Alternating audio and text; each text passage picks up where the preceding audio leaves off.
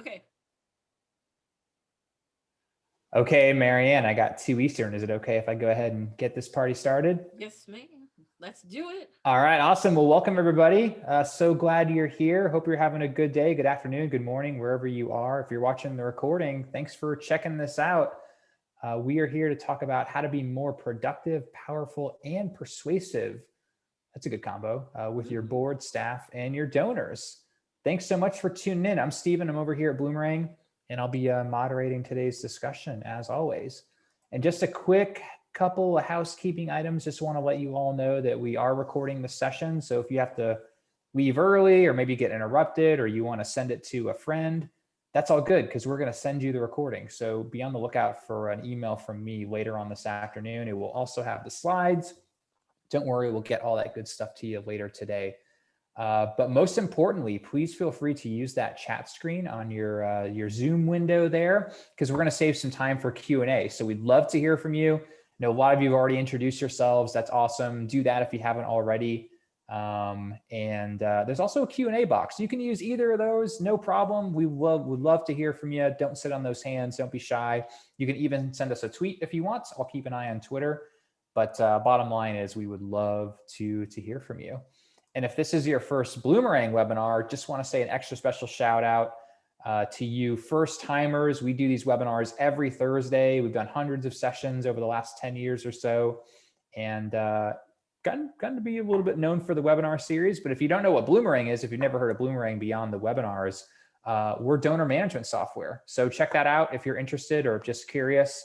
You can watch all kinds of videos on our website and check us out. But don't do that right now, because my buddy Maryanne is here from beautiful St. Louis. Maryanne, what's going on? You doing okay? I'm doing great, Steven. It's awesome to have you. We were joking before because you did this great event a couple of weeks ago, and I was your guest. Yes. And now the tables have turned, and Yes. we get to hear from you, which is way better than hearing from me. My donor, honestly, the donor, I put on a donor attraction for him, and it was awesome. It was awesome. I'll send a link to that in the chat after you get going, because folks who want to get in touch with you, which people should. Maryanne's awesome, great newsletter. It's always kind of a pep talk in my inbox when that comes in. It's always good stuff. And yeah, she does this all the time. She's speaking, she's giving workshops. If some of you may have actually seen her at Cause Camp, which was last week, right? Last Tuesday. Last Tuesday. Yeah, that's an awesome event. It was exceptional. Yeah, I loved it. Yeah, that's always a good one. And I love this topic because I'm going to be listening intently, because this is something I need help with, is also the 280 people or whatever here also do. So I'm going to pipe down, and I'll stop sharing my screen here, Maryanne, and I'll let you bring up your slides if you want. I know you've got. Yeah, I've got some stuff to share. All right, let's get this party started. Cool. Floor is yours, my friend. Thank you. All right, welcome everyone. You made a great decision to be here today. I'm so excited to share this information with you. You know, I've been working in nonprofit space for many, many, many years, a lot of years. My first job was in 1992. There, I said it. And recently, for the last 5 years or so, I've really moved more into helping people communicate more effectively internally and interpersonally, because that's where I saw the most need. And we focus a lot on strategy and tools to fix things, and those are important, but also our mindset and perception. Can I raise my volume back a little closer to me, if that is helpful? All right. Okay. I'm hoping that's better. Thank you. All right, I'll move in. Oh, yay. I want you to hear good feedback. Okay. So I'm going to talk to you about how to unlock your influence. So powerful, productive, and persuasive. That was what we talked about, and how you do that is influence. So what I'm going to share with you today is what influence is, what it isn't, how to use it in a way that moves other people easily into action. Because what I was seeing is a lot of folks with really good ideas, and those ideas would kind of fall flat. You don't know how to make the change that you want inside your organization, and you see so much potential for it, and there's really no way to get it. So I'm going to explain a lot of amazing techniques that you can use right away. Now, there's not a ton of content on these slides. The slides are guides. I'm here to guide you. So, if you want to take some notes or watch the recording. But here's one thing that I always start every presentation that I do with a promise. And my promise to you is that you will have 3 or 4 actionable items, tools, ways of communicating that you can implement today, right now, no problem, to start getting more response from your efforts and getting those problems, those, like, I really work with people on like chronic problems, like, like I've tried and tried and tried to get the board to do this, or I've tried and tried and tried to get somebody to see this as a problem, and it's just not working. And so my promise is you're going to be able to start unlocking those chronic situations. um and really what I want to share with you is, Steve and I were just talking about, we both got the vax, where like things are opening up. And also, I feel like we really are just getting a handle now on really what COVID has done to the communities that we serve.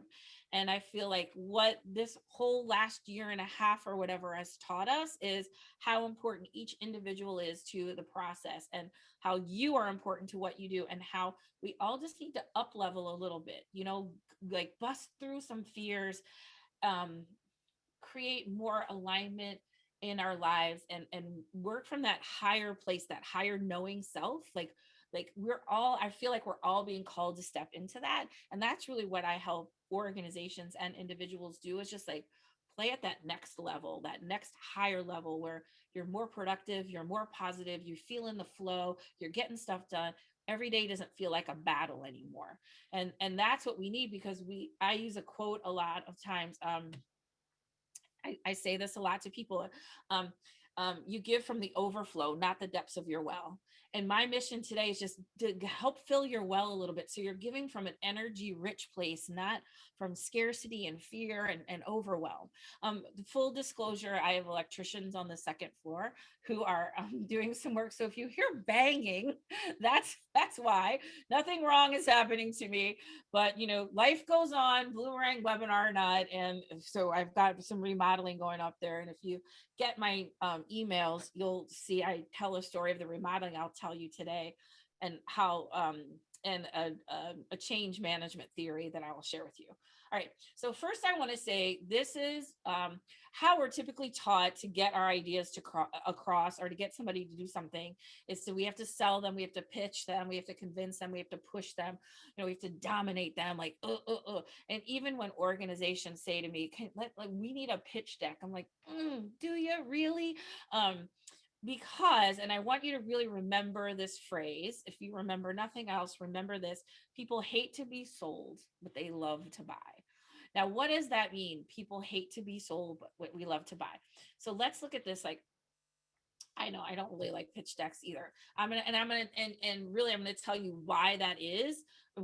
And yet we insist on using them, and I'm going to talk about that a little bit too. So we don't have to worry about um, um, um, we don't have to worry about pitching, selling, convincing, pushing. People hate to be sold, but they love to buy. Okay. Now, what does that mean? They hate to be sold, but they love to buy. So like, um, when in our brains, in the back of our brain here is our instinct, that fight or flight.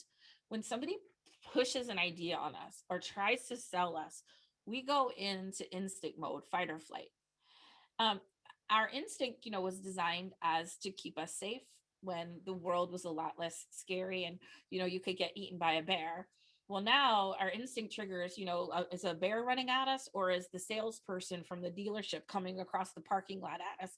Either way, it's going to trigger that fight or flight. You can't make me buy anything, or I've got to get out of here. And so when we pitch ideas, people tend to go into the back of their brain, and they're like, now they're kind of poking holes at your idea. They're looking for, and they're feeling like they're on the defense. And we want to move people out from here into the fight or flight, into this fear-based response. What is happening to me? What do they want? Why are they asking? Into up here, which is our prefrontal cortex, Our prefrontal cortex of our brain is where it's kind of like the R&D. It's like new information. It's that open part. And so how can we get people from back here to here? Well, if they hate to be sold, but they love to buy, we love to buy because we're choosing it, right? We love, like, I love shoes. I love to buy shoes. I don't want to sell me shoes, anybody to sell me shoes. I want to buy them because I'm in control. And when I feel in control, then I relax and I'm open. I'm open to what's going on here. And yet we're always told you have to pitch and you have to sell. And I'm explaining to you a way that, in my experience, has been much more effective for the people that I work with, that I coach and train. And I have hundreds of people who use these models that I'm showing you today to get better results. And it can be difficult. So one of the things that we're going to talk about is, how you create change, because these are some new ideas I'm going to give you. And so I'm going to give you just these new ideas and then some ways to implement them inside your organization. All right. Now, before I go into a little bit of that, I want to just really define what I use the word influence, because we are using that word a lot these days. It's like influencer. Like, that is not what I'm talking about. I'm not talking about manipulating people. I'm not talking about mind tricks or anything, but influence is your ability to easily get people to do what you want them to do. Now, I'm going to say that again. Let's easily get people you have, no authority over to do what you want them to do. And sometimes even people you do have authority over, getting them to do what you want them to do. And it's a skill, because when you have influence, you have everything. And in my work, when I started teaching and training people influence, I realized, okay, if I can teach you influence, marketing is so much easier. Fundraising is so much easier. Board relationships are so much easier, because you understand how to easily ask for and receive what you want and need.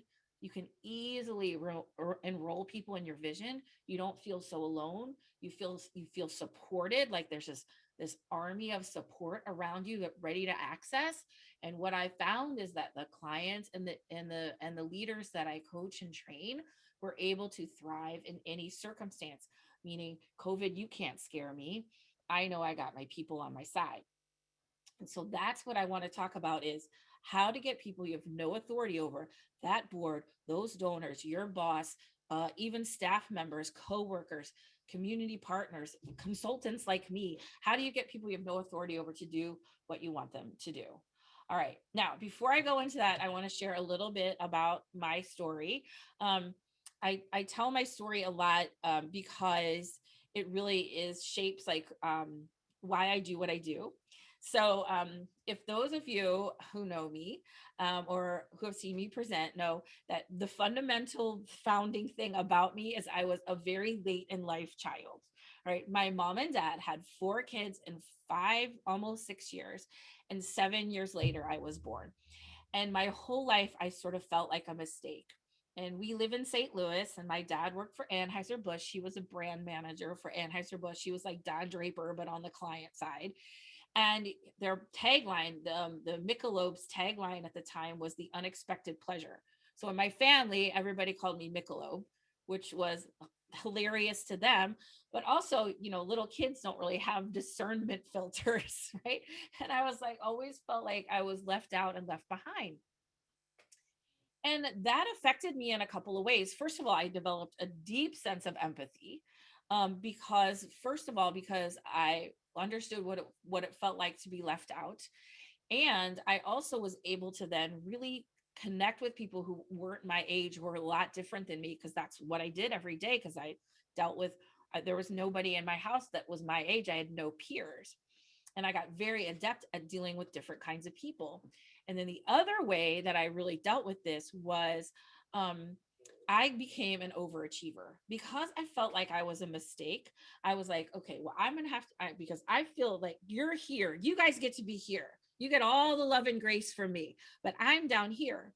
So then I got to be up here just so I can be even with you. And that really filtered my world. So I was an exceptional overachiever. I just had to do everything 100 million%.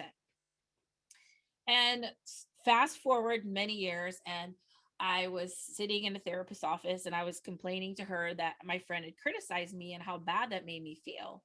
And she said, well, praise and criticism are the same thing. And I was like, well, that's super ridiculous because praise feels really good and criticism feels really bad.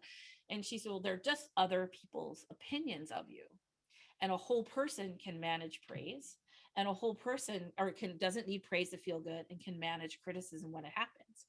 And in that moment, I swear, all of you listening, this is true story. In that moment, two things came forward right away. The first one is, wow, I need to understand and own my value, right? As I am, that I am not a mistake, I'm a miracle. And I need to own my value, right? That I am enough.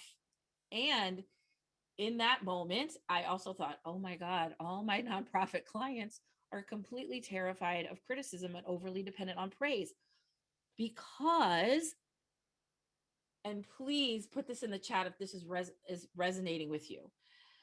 We're nonprofit. We're defined by what we're not what we are. So, in a sense, like we're conditioned to be like this, like I was as a kid, like I'm down here. So, I have to be completely amazing just so I can be neutral on neutral territory. In our world, in our economy, that's a success of a company is based on its ability to the success of a company is based on its ability to make a profit, and we're not profit, we're a non-profit. Well, if we're not allowed to make a profit, then what is our value? We're defined by what we're not, a tax code, instead of what we are, which is, what I call them human investment companies. I don't know if that's a perfect title, but I think it's closer than nonprofit. But we're the safety net. We're the heart, we're the arts, we're everything that's rich and beautiful comes from the nonprofit space. So that became my mission then, to help organizations really understand their value so that they don't have to be like this. They can be honest and authentic and make real connections. And that became my work. And so I wrote that, like literally once I had that experience, that my book just flowed out of me. I tried to write a book for a year and a half. I couldn't quite figure it out. That happened. Um, I created, I have these YouTube videos where I go through a lot of these concepts. I have a podcast called The Influential Nonprofit, where I interview nonprofit leaders around how they use their influence and how they get easily enroll others in their vision. And this really became my life's work. And I love it, which is really cool because I do it all the time. And all right, so before I get started in the meat of this, I want you to go to um, um, you can go to nonprofitleadershipguide.com. I have a couple of things for you. One is this ebook. It's called Stop Sitting Back and Start Making Change. This is a great little thing. A lot of the concepts that I'm sharing with you today are in this ebook. Might be nice for you to, maybe like forward to a board member or something like that, plant some seeds. And then I have another thing is a difficult conversations guide. So this is a step-by-step template that I use in my trainings that I'm giving to you guys.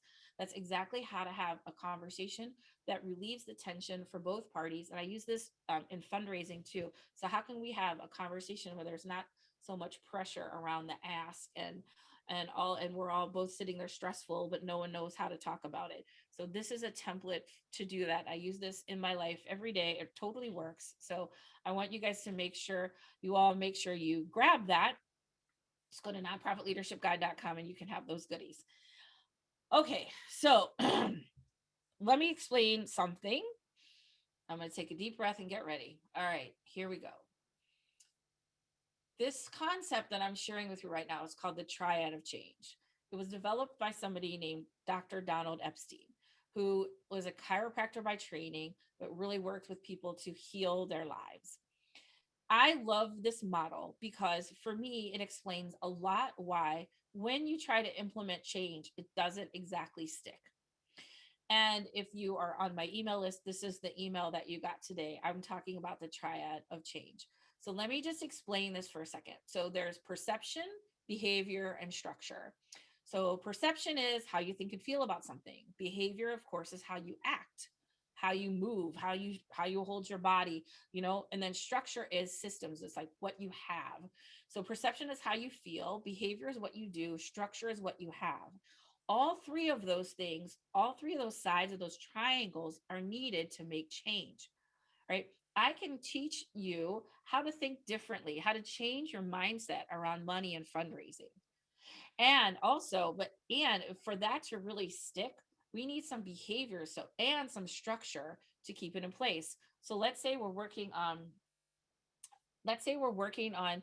changing our relationship with fundraising. So okay, if I can say, fundraising isn't a burden, it's a gift, that's a shift in perception. So what's then the behavior, a corresponding behavior that could go along with that? Well, if it's a gift, who can I give this gift to?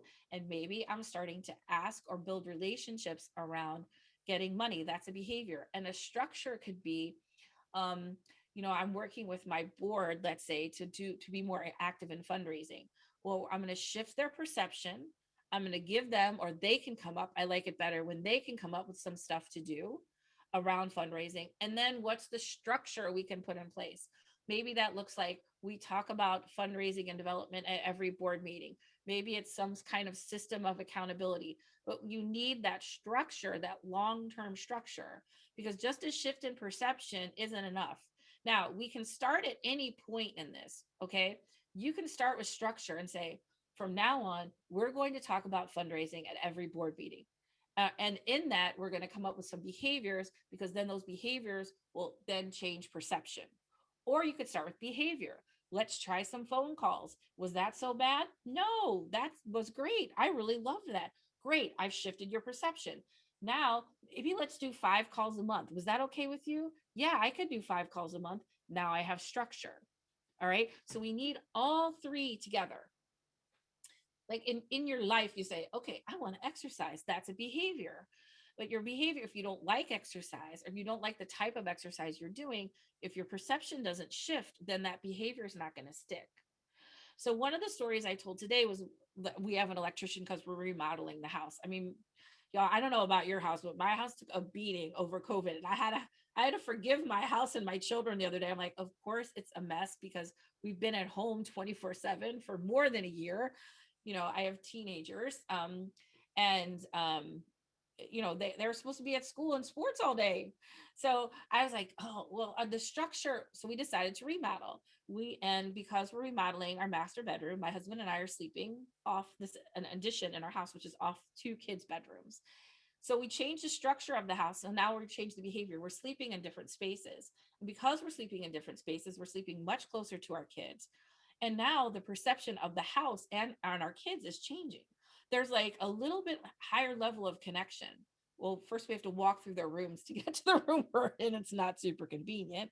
And also, like, we can like hear them and be closer to them. And it's just been a really interesting study in the triad of change, because the structure definitely changed our behavior.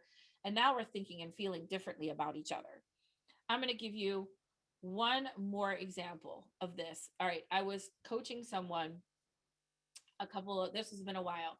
And she said, our staff, she was the president of the board. I love when like board members and board presidents want to work with me because they're just the key to everything.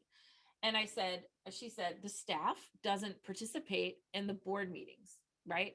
And I was like, okay, all right. So tell me about this. The staff doesn't participate in the board meetings. She's like, yeah. And I said, okay. She said, well, the board members are all around the table, and the staff is kind of lined up against the wall.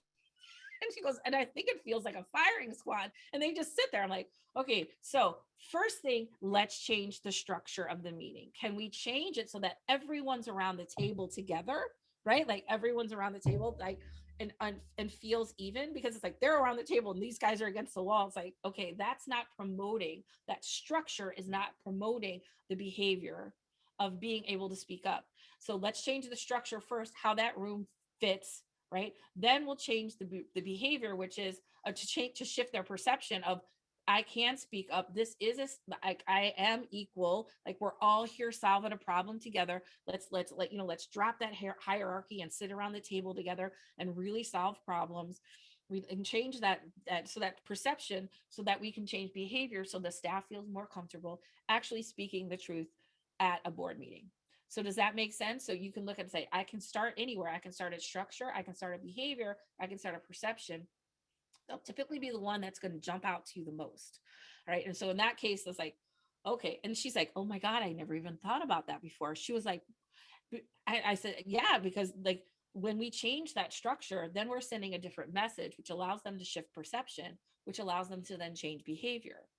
If we would have said, hey, you guys, you get to speak up at board meetings, and we, we really want you to do this, and here's why. And they're like, they're not getting it. Like, they're like, with nothing's like, no. But when we change all three of those, then you can actually affect change. All right. So, ah, isn't that awesome?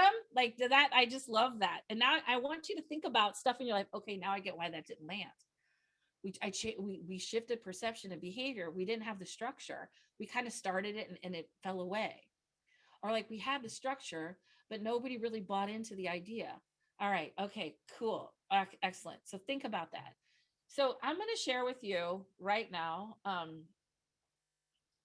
I want to share this. My executive director very often has meet directly and meet with our board on my own to help change the relationship. Has been huge for their buy-in, for development, and willingness to pitch in. Yes, yes, yes, yes. I was actually coaching someone the other day who was, and I was encouraging her to be a part of the board meetings for just that exact reason, to really enhance those relationships and to really send the message like, we're all here together to solve problems. Let's just collapse that hierarchy and just get down to work. That's what I want. All right. So I have, let me just stop this for a sec. I'm going to share with you the 3 secrets to influence. Here we go. All right. Now, I'm going to share with you 3 big things, and they're kind of counterintuitive. So just hold on with me, while we go through these, just dig in. Okay, so first of all, the first secret to influence is to cultivate your energy. And what I mean by that is, um, what you put out is exactly what you're going to get back. So when you want someone to show up differently, to behave differently, to act differently, you have to show up differently first. You have to be willing to show up differently. So one of the things I work people on is just raising your standards for what is acceptable and not acceptable, because somewhere along the line something became unacceptable, right? Or acceptable that was not really acceptable. And having the ownership of like, yeah, I how can I have 100% ownership of, I'm kind of like messing with the board a lot today. This example just keeps coming. How can I have 100% ownership that my board is not engaged? When I have 100% ownership, that means, okay, not responsibility, not your fault, just ownership. Okay, so how can I then, if what did I do to contribute to this? How can I then move past that and come up with something new? And so whatever you put out there is what you're going to get back. And what I mean by that is, if you're putting out fear, if you're putting out uncertainty, that's what you're going to get back. If you're putting out confidence, if you're putting out calm, that's what you're going to get back. And I'm not saying fake it. I'm saying, because what I work with people on is really finding that true place in you, like coming from that higher knowing self, right? That leader inside of you, showing up with that person. And because that's what you're going to get back. If I come, like, when I'm talking about power, when I'm with a donor, I'm like, please give, you have the money, you have the power. I don't have the money, I don't have the power. I'm coming from that energetic, and that's what I'm going to get back. So let me just show you something really quick, and you'll get these slides in the recording. I don't want to spend a ton of time with this, but I want to share with you that, like, being conscious of how you show up is huge, because there's a lot of people in this world who have no conception of how they show up. Or maybe you do, and you just don't want to do anything about it. Like, I hear people say, well, I'm just impatient. That's how I am. I'm just, that's just who I am. Or I'm a procrastinator. That's who I am. And when you create these identities for yourself, you're really limiting your ability to show up differently. So let's just look at this chart for a second. The lowest energetic of leadership is oblivious. That means I am completely unaware of my state and the impact it's having on others. I have no idea that what I do has any impact on others. Teenagers, if you have teenagers or toddlers, they're pretty unoblivious and they don't care, right? Now, powerless is, I am aware of my state but feel unable to affect it. I'm just crabby. It's just who I am. Or I'm not a people person. Like, I feel unable to shift that perception. Then there's efficient, which means I develop the ability to choose and authentically alter my state, which is like efficient means, okay, I just left a meeting that was really upsetting. Now I'm going into another meeting. I don't want to bring that into this with me. How can I choose something different? How can I realign myself and say, okay, let's just set that aside. I'm going to like show up in service to this person, and then I can go back and deal with that thing later. Right. Just like because we sometimes bring stuff with us and we don't mean to. Right. Um, Okay, yeah, okay. I will go. That's a great question. So efficient, and then there's effective, which is like you're able to exist effectively in all states and scenarios. That means like I can y'all can do what you need to do. I'm gonna manage myself. And then it's actually leverage, which is my presence, actually helps other people move through these stages. So I can help other people become more conscious of how they show up because when they are, and then they're actively choosing a better state to connect in, then we're all going to get more done. All right.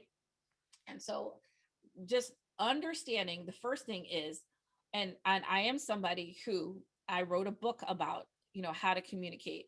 I am a master of messaging and words. That's what I work with organizations on for 20 years. That's what I did. And I can tell you that energy speaks louder than words. That if your energy doesn't match your messaging, it's going to fall flat, because that's our BS detector. We're very intuitive, us people here, right? We're very intuitive. We got each other and we can read people very quickly. And they're like, I don't believe her. I don't believe her. I don't care. And I don't believe her because her energy's not matching her where she's saying something, but it's not jumping in for me. And that's because so we have to really like, and when I'm talking about like feeling down here, so if I'm creating messaging for you that's like, oh, we're amazing, we do this stuff, but internally that organization doesn't really have that value, doesn't believe that, doesn't embody that they feel like they're they all feel like they don't have a lot to offer, or people don't really connect with them. I hear a lot of people tell me a lot of stories like we're really complicated. We don't have a mission that people can really connect to. It's hard to tell our story, blah, blah, blah. Those are stories that tell me that you're not owning your value. So what I'm working with you to do is then connect with your true value, because when you do that, then your energy is matching your words and you understand the power, that the true power that you have. And so all those messages that we create are going to really land. But we can't, what I see happening a lot, and this is why I do what I do, but I see as we want this external branding to make us feel better about ourselves as an organization. And that's not going to work. You have to influence yourself first, and then you can influence others. So I need to make sure that I am influencing myself, like me as an individual, that I understand my value, the power that I bring into a situation, and then I can help others do that. And then we can do that organizationally as well. We can understand the value that we bring, then we can come at it from this energy rich place. And so the energy speaks louder than words. And so for me, that is the biggest thing that I see is people they're saying one thing but they're meaning another. And that's when your ideas kind of fall away and you're not as powerful as you can be. Now, I want to say I got a question I would love about responsibility versus ownership. And this is a big thing. So this is a big thing. So I'm going to give you a scenario. So my son is almost 17. And I'll just tell you this little personal story. We were in the car and he got mad at me. And he went like this. Like I'll just do it this way because I don't want to hit the mic. He just went, oh, like he just like, and it hit me in the chest. He didn't like punch me, but he just was like, oh. And whoa, like that is not okay in our house. And we were in the car. And I pulled over and I was like, and we were a couple of blocks from his girlfriend's house. I said, you need to walk the rest of the way and we'll deal with this in a little bit. And so I thought, okay, I'm not responsible for my kid smacking me, like across the seat. But how can I have ownership over that? Okay, so he was mad at me about money. And And so it's not my fault. It's not my responsibility, but how can I have ownership? So I say, okay, how can I have ownership over this situation, which seemed like totally not about me? Well, I did cause some frustration because in the past, I have been not consistent with how I deliver money to him. Um, and so I had to own that. I had to and that's why he was mad, because he was mad about that inconsistency. Now I don't have to and I also had, how can I have ownership over my response? So my response was, okay, let's step away from each other. And so I can get regulated, because I didn't want to just start screaming back, because that wasn't going to help anybody. My kids are adopted. He has behavior issues. We see counselors. I'm very skilled in this. Like, okay, but I can have, so how can I have 100% ownership, not responsibility, but ownership? Because then I can look and say, let's say like I have a staff person or a coworker or something. There's some kind of constant issue or something. Like, how can I take 100% ownership when it's not my fault? And yet, if it's bothering me, not them, so I'm the solution. So if I once I have ownership, then the opportunity and the possibility for a solution comes up. Because if I'm just looking at them to change and not me, it's not going to work. The solution is going to come from me. So when I can say, how can I take 100% ownership? So the other day I was doing a webinar and I have a VA, and she got the link wrong. I set up a link and she set up a link, and I didn't know there was two links. So people were trying to get into this webinar and they couldn't. I was like panicking and blah, blah, blah. And technology is not my thing. And I was like, oh my God, okay. I could say, VA, you did it wrong. Or how can I take 100% responsibility that happened? Well, I didn't check. I need, okay, so next time I'll know I'm going to walk through each step and we'll test all the links and do that. That's all I'm talking about. I can set up and blame everybody, or I can say, okay, how can I take 100% ownership for this happening to me? And then the solutions will arise. Okay, I'm going to keep going. Yes, what can I do differently to get a different result equals ownership? Like, how did I contribute to this? If I'm being really honest to myself, looking at how did I contribute to this? And because if I contributed to it, then I can solve it, right? Like, that's the big thing. Like, who, if it was me, like I got me, I can do me, right? So all right, so if I was the one who allowed the board to stop, to start flying their engagement flag at half mast, then all I have to do is raise the flag. Because if I have ownership over it, then I can have the solution. So it's a very powerful concept. I'm going to keep going. And I'm going to, because I want to share with you the other two secrets. Y'all, I get deep. Okay. Like, this is not just like, oh, yeah, like we go in there. This is what I love to do. Okay. All right, let me go back. So secret 2 is listen. So the one of the first slides I showed you, we don't have to pitch, convince, sell, blah, blah, blah, blah, blah. The less you speak, the more likely you are to have influence. So listen. Now, I'm going to share with you, like, you are like, I'm in a meeting with the donor and I got my little, I got my slides, I got my brochure, and I can't wait to tell this potential donor how awesome we are. And here I am. Like, let me tell you how awesome we are. And then you tell them how awesome you are. Like, so what did you think of that? How did that go for you? How did that feel for you? I'm pitching. So hold with me here. Let's switch that around. I got my slide deck. I got my brochure. I got all that. I love all those things. I made so many of them for many, many years. But I'm going to set that aside for now, because what I want to do is listen. I need to listen. My only job is to listen. And when I'm saying listening, I'm like, you don't have to worry about what to say. You don't have to worry about having all the answers. You don't have to worry about solving anyone's problem. All you have to do is listen. Just listen to what they're saying. Deep listening, which means I'm not thinking about what I'm going to say next. And I promise you the words will come. And I don't know if y'all know Patrick Kirby. I did a donor attraction for him a couple weeks ago, and he was on it. And he said to me, if you don't have all the answers, it's even better, because that gives you another touch point to follow up, right? So don't worry about what you're going to say, and we listen. And what you're listening for are two things. One is what we call pains or gains, right? So pains are what hurts them, what's keeping them up at night, what's in the world, in their personal world, and in their bigger, philanthropic heart. And then the gains, what legacy do they want to leave? What difference do they want to make in the world? And you're listening for those things, because what you're looking for, my friends, is an opening. Because this is such the key, because in my listening, I'm saying, okay, I'm with a donor. I don't know the potential donor. I don't know them very well. I'm trying to get to know them. I have my thing about how great our organization is. And my first job is to listen, and who they are and what they want.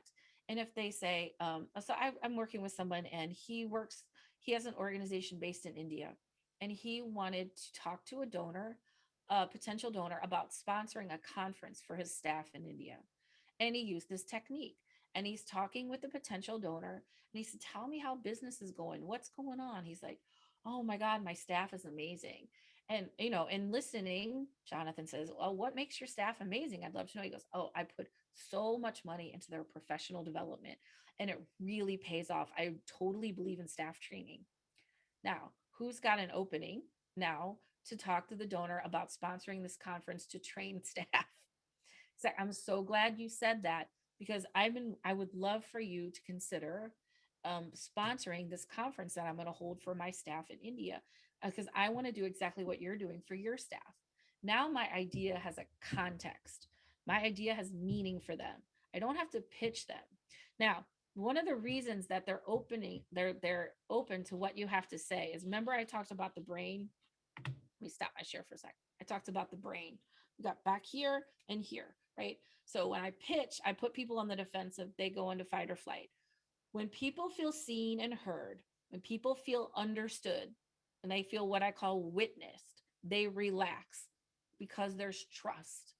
Like when they're telling you a story and you're like, wow, I can't imagine, that must have been incredible or awful or whatever. Um, and then they're like, yeah, it was, like, they feel seen and heard, and they relax. And then there's trust. And when there's trust, now they're going to listen to what you have to say. You want to build that trust first, then they'll listen. And in the end of this thing, I'll invite you, anybody who you can book a call with me. I'm going to use the exact techniques. When people call, I listen. And also I want to say something about this. If there's no opening, there's no opening. If there's no connection, then that's okay. Like you, and the point of all of this is in service to yourself and service to others. So I'm in service to that donor. If it's not a good fit, then it's not a good fit. And if there's no opening, there's no opening. You're like, yeah, I'm just not seeing how we're aligned. And that's okay. All of these concepts that I'm teaching you are rooted in abundance, which means there's enough out there for all of us. The universe is limitless, limitless. So if that guy's not right, that's cool. I'll go find the guy who is. And so I can release that, because I know that I'm not putting a round, a square peg round holding it, right? Like I'm not forcing it. If there's an opening that feels aligned and good, I take it. If not, that's okay too. Or you can continue the conversation. It was great to get to know you. And you can remember what you learned. And if an opening comes up in the future, you're like, hey, remember when you said that? I have something new and I'd love to tell you about it, because I remember when you told me ABC. And they're like, yeah, oh my God, first of all, you're an amazing listener, thank you for remembering. And B, what is it? Because it may not be in that moment, and that's totally okay, right? But we want to find the opening. So instead of trying to come, hey, oh my God, I learned all this cool stuff, let's implement it. Like, tell me, like say you want to go to a board president, you want to implement something in your organization, and like I want to work with Maryanne, I'm going to go sell her. Like, okay, no, you're not going to do that. Say, tell me what your goals are for this organization. Tell me how you feel about your leadership, or like whatever it is to get them talking. And I train people on how to get you talking, but I don't have time to go through that today. Whatever gets them talking, right? Now, whatever gets them talking, and then you say, okay, then I'm so glad you said that, because I have this idea. And then your idea then fits whatever opening that you find. Now I'm going to go through one more thing, because I just looked up, like, hey, there's some time flying. Woohoo. Okay. Last thing I'm going to share with you is release the outcome. I mean, this sounds crazy, and it's true. The more invested you are in the outcome, the less likely you're going to see the results you want. What? Oh my God. All right. The more invested you are in the outcome, the less likely you're going to see the results you want. Now, that sounds super crazy because what we're taught is you got to get in there and you got to close that woman, you got to close that man, you got to get that money, right? And the more you want it, the what happens? Remember what number one, energy. Energy speaks louder than words. They're gonna feel that desperation. They're gonna feel like, oh man, she really wants this to happen. And they're gonna pull back. And they might not even be conscious of it, but they're gonna pull back. When you release the outcome, hey, whatever happens, happens, because I'm rooted in abundance. And if this works, it works. If it doesn't, it doesn't. And I can hold space for, I really like this person. I would love for them to donate. And also, if it's not the right fit, we're all going to be okay. Not we're all going to be okay. We're already okay. It's okay. Right. So when we release the outcome, magic happens. Because if I'm like, I need to get $5,000 from this, or I need to get my board to raise $100,000, I get that we have plans and we have purposes. But what if, like, but in getting that and that, when pushing for that, then you're going to get pushback. And also you could be missing out on other opportunities that you didn't even thought about because you were so into getting this one outcome. And so what happens is, like, when you release the outcome, people get to do what? They get to buy. And when they get to buy, they get to choose. When they get to choose, they're more likely to buy what you're selling, right? Because they get to choose it. So in it's hard. It's hard. I'm not saying, I don't say it's hard. I'm going to say it may feel new to you to approach things this way, right? And it's very powerful because you're allowing someone to make a decision that's what's best for them. You're helping them make the best decision that they can for them. And whatever that decision is, that's going to benefit you in the long run because you helped them make a decision that was right for them. And this is about coming in true service to that donor, to that board member, or to a coworker, to whoever it is. But when I come in that spirit, I call it not calling them out, but calling them in, right? Like, I don't like, why are you not raising money for me? It's like, how can I support you? What can I do? What's going on? Okay. So one of the women in my program, she's learning to release the outcome. She's learning to and she's like, I'm having the better conversations with donors. They feel more rich. I'm raising more money. And she had somebody give money from another state. And she's like, whoa, why is this person from California giving me money? Wound up figuring out that it was in honor of their mom. She looked up the obituary, connected with the guy, said, your mom sounds like a really amazing person. Thank you so much for giving this gift in her honor. I wish I could have known her. And he was like, you're now my favorite person. And wound up flying in, going to visit their offices, like big new donor. And I said, but you were so brilliant because you released the outcome was like, I got to talk to this guy because I want more money from him. Like, I'm going to talk to this guy because because I'm in service to him. I want to connect with him, and whatever the outcome's going to be, the outcome's going to be. And in our world, we got to control how, and every single one of us knows we had big plans at the beginning of 2020, and they all blew up. And guess what? Most of us did just fine. And because we had to release the outcome, and we had to be open to what was happening, and like, wow, we can kind of like, we don't have to Rubik's cube every single thing, and we can still do amazing. Right. And so that is like, that's the power of it. Like, and I don't know where stuff's going to come from all the time. I don't know, like, and I know that if I try to force and enroll people and push people, they're going to push back. And so when I release the outcome, there's so much more magic in that. Okay, I want to have time for questions. I just want to give you one thing. If you're like, Maryanne, you rock, this is awesome. I'm very open to connecting with people. I love doing these calls. It's just the light of everything. I love who the universe just drops into my Zoom. You can go to connectwithmaryanne.com. We'll talk about where you're at, where you want to be, what the gap is, and I'll give you some insights on how to fill it. If I think you're right for something I do, I'll let you know. If not, that's okay. And whatever it is, of course, I release the outcome. I eat my own cooking, as I say. I release the outcome, but I'm happy to connect with you if you want to go deeper in some of the concepts and some of the issues that you're facing and some of the concepts I'm presenting. But yeah, I would, I have a course in influence where I take individuals from different organizations and put them together in a group, and we work on these things, and it's really, really powerful and beautiful experience. And they're just leading better, getting better results, feeling more connected, more, getting people to do what they want them to do more easily. It totally works. So if you're interested, book a time with me. I go deep. I want people who want to show up, and do the work and come in strong, who are willing to like think about things and how they can do things better. Those are the people that I love. So if you think that could be you, I'd love to connect with you.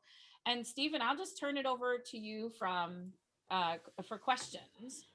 Cool. Well, dang, thanks. That was awesome, Maryanne. I told y'all it was going to be a pep talk. So thank you for doing this. Wait, hold on. And I have pom-poms. Oh, we got to the end without the pom-poms. And yeah, that was fun. And Maryanne, we've known each other a while, but it finally dawned on me listening to you today why we get along. And that is my parents wanted a daughter. And so they got me, and then they immediately started keep trying for a daughter until they got one. So it's just like, they didn't get them out of there. So I know what you're feeling. Yeah, ask questions, folks. We probably got maybe 6 minutes for questions. So if you haven't asked one, I know a lot of you have been talking in the chat. That's always awesome to see. There's some. Can you give a quick example of switching from a sell to a donor mindset to getting them to buy? And so I would say, like, just like thinking about, and you can do your preparation, you can, do your research, do your homework, do all that, and also set that aside and be open and listen. And just trust that when they feel seen and heard, when they feel validated, when they feel valued, then whatever you have to offer, I do have a tip. And whatever you have to offer, they're going to be much more open to. And it's really just, it's not really about what you do, it's how you think and feel about it. If I can trust that when I come in service, when I'm in service to you, it'll come back to me. All I have to do is be in service to the universe, and it'll come back to me. Instead of I'm going to get my needs met, and then I'll meet your needs. I'm going to get your needs met, and I know, and I will come and get my needs met. When I come in contribution, I always get my needs met.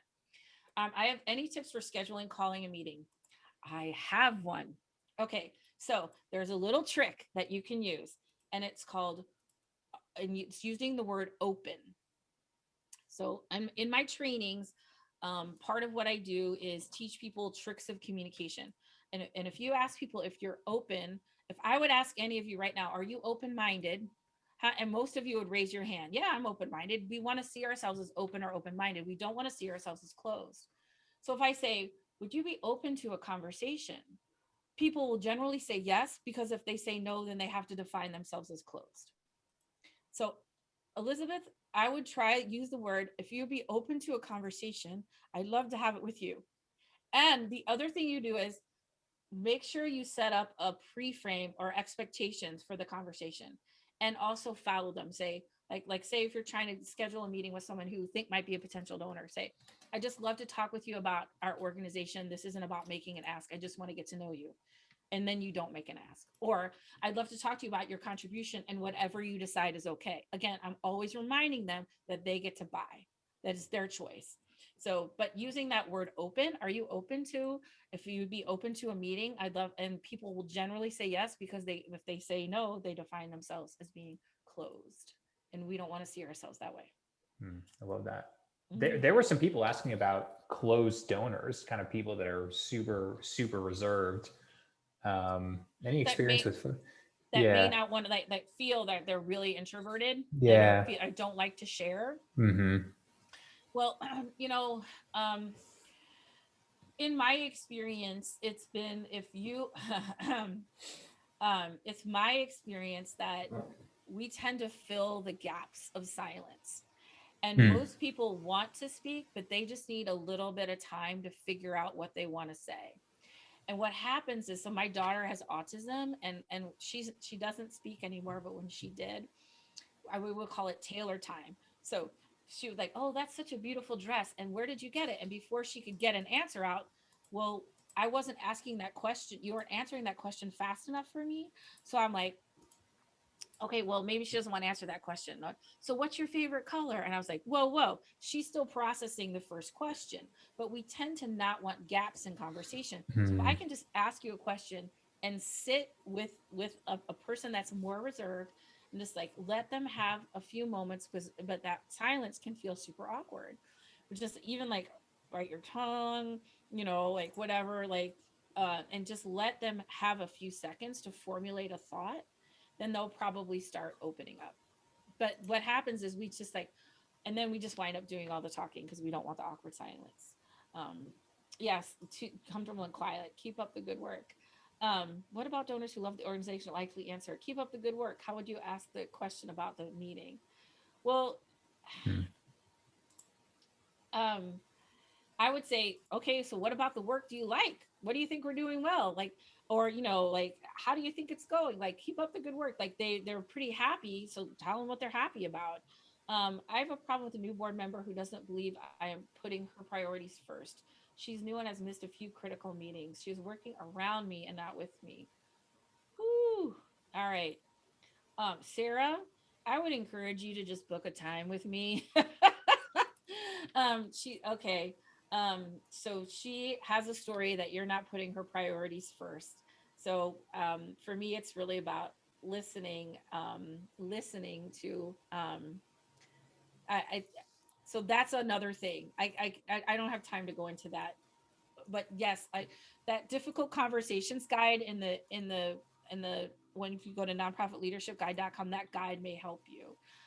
More useful tips about language we should use. Okay, that's super useful. I'll give you another language thing. So if somebody says, it comes to you with a problem, like I just can't know, or the board's like, if we need a brochure, we decided we need a brochure and we'll start to fundraise. You can say, this is really helpful language. So what makes you say that, or what makes you ask that? Because so many times we feel like we need to give a response. I want this. Okay, I'll do that. Like we have to have like, here's a question. Here's your answer. This is also helpful in parenting. Like, well, what makes you ask that, or what makes you say that? And so and so like, well, if I had it, because like, or tell me more about that, instead of just providing, okay, I'll get you the brochure, blah blah blah, how big do you want it to be, what do you want it to say, like, tell me more about that. So use those what makes you say that, or what makes you ask that, then you can get to like what's really going on, because people tend to want superficial solutions to things that may be going a bit deeper. So that's another trick. I have a ton of them, but that's one that can be really helpful, because like, so my sister taught me this many years ago. My nephew was like 8 and he's like, I want to go on a date. She's like, most parents like, you're 8 years old, you're not going on a date. She goes, so tell me more about what a date looks like. He goes, well, we go to a restaurant and my friend and I sit at one table and you guys sit at another. My sister goes, we could do that. Right, like, okay. Well, it's okay with her, but it's like, but we just tend to react instead of, okay, what are they really saying, and just keep probing for more information. So there we go, top of the hour. Dang, it's like we planned it. That was great, Maryanne. Yeah, thank you. This was really fun. I really appreciate you taking your time. I know you're super busy and you got your classes and your coaching groups and all that. So I appreciate you. This is amazing, and I'm so glad people came yeah, to learn about this stuff. I'm just not seeing a lot of people really helping people communicate more effectively internally, and really moving through some blocks and barriers, and I just love doing it. So thank you, yeah, thank this you. was a fun one. All the love in the chat. Yeah, thanks to all of you for hanging out. I know you're probably super busy, giving up an hour, maybe giving up your lunch hour. I really appreciate it. Like we said, we're going to send the recording and the slides. Just look out for that later today from me. I'll get that to you, I promise. And we got some great webinars coming up. I'm going to highlight one in, I guess it's 2 weeks, maybe 3 weeks, I guess. Also happens to be my birthday, so it stood out to me. Oh yeah. So if anyone remembers that in 3 weeks, I'll hold it against the rest of you. No, this is gonna be a fun one.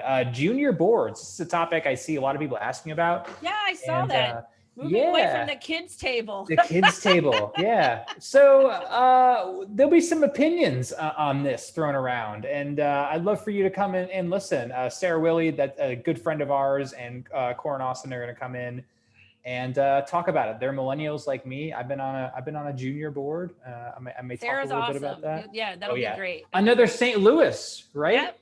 Yeah, Yep. it's like we planned it. So Yep. check that one out. I think that one will be fun. It's a topic we never covered before, but we got lots of other sessions on our webinar page. So we'd love to see you again some other Thursday, but we'll call it a day there. All right. She said she was wonderful. Can she return? Of course, we will have Maryanne back. It wouldn't be the webinar series without Maryanne. Oh yeah, that'll happen. We'll have a good rest of your Thursday. Stay safe, stay healthy out there. Watch out for the cicadas. If you're in that, I'm at like right in the middle of the worst cicada zone, and it's starting. So hopefully it won't get too loud for you. But hopefully we'll see you again on another webinar. So take care. Have a good weekend, and we'll talk to you again soon. Bye.